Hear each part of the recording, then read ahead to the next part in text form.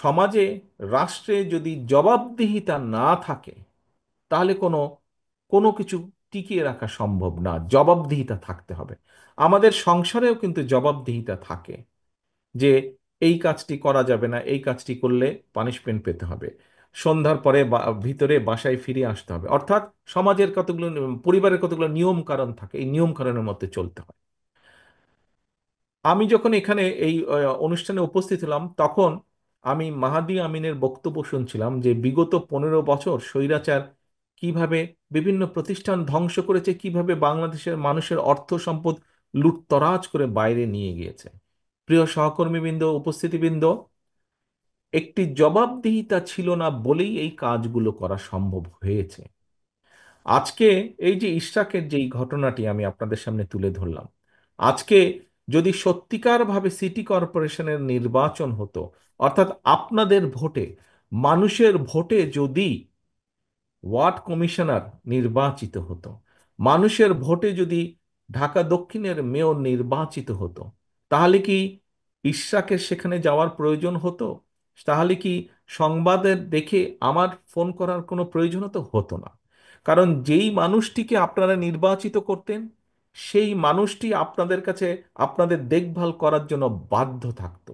কারণ সে জানতো যে আমি নির্বাচিত হয়েছে মানুষের ভোটে। এখন যদি আমি মানুষের সমস্যার সমাধানের উদ্যোগ গ্রহণ না করি, আমি যদি মানুষের সমস্যার সমাধানের চেষ্টা না করি, তাহলে পরবর্তীতে যে আবার নির্বাচন আছে, ভোট হবে, সেই ভোটে আমি হেরে যাব। সেই ভোটে মানুষ আমাকে ভোট দেবে না। প্রিয় উপস্থিতিবৃন্দ, আমরা চাইছি, বাংলাদেশ জাতীয়তাবাদী দল চাইছে, যার জন্য আমাদের বহু নেতা কর্মী আত্মহুতি দিয়েছে, শহীদ হয়েছে, গুম হয়েছে, খুন হয়েছে। আমাদের সারা দেশে বিএনপি সহ বিরোধী দলীয় অন্যান্য দলেরও বহু লক্ষ লক্ষ নেতাকর্মী অত্যাচারিত হয়েছে, নির্যাতিত হয়েছে। কেন?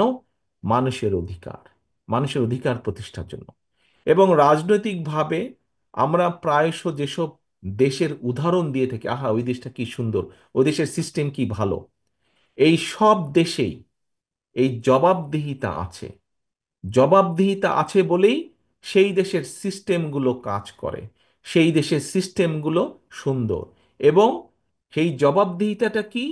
জবাবদিহিতাটা হচ্ছে নির্বাচন। জবাবদিহিতাটা হচ্ছে নির্বাচন। সেটি জাতীয় নির্বাচন হোক, সেটি লোকাল নির্বাচন হোক, সেটি কোনো প্রতিষ্ঠানের নির্বাচন হোক। অর্থাৎ একটি নির্দিষ্ট সময় পর পর নির্বাচন হতে হবে।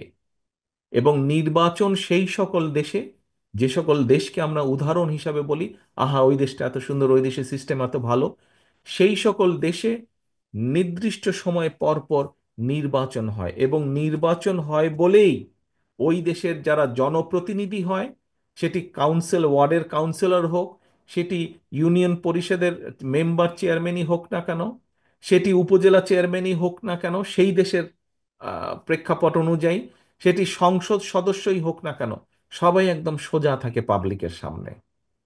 কারণ জানে যে 5 বছর বা 4 বছর পরে তাকে আবার নির্বাচনের জন্য মানুষের সামনে দাঁড়াতে হবে। কাজে তার যেই দায়িত্ব, সে যে সকল কথা বলে মানুষের ভোট নিয়েছে, সেই কাজগুলো সে বাস্তবায়নের চেষ্টা করে।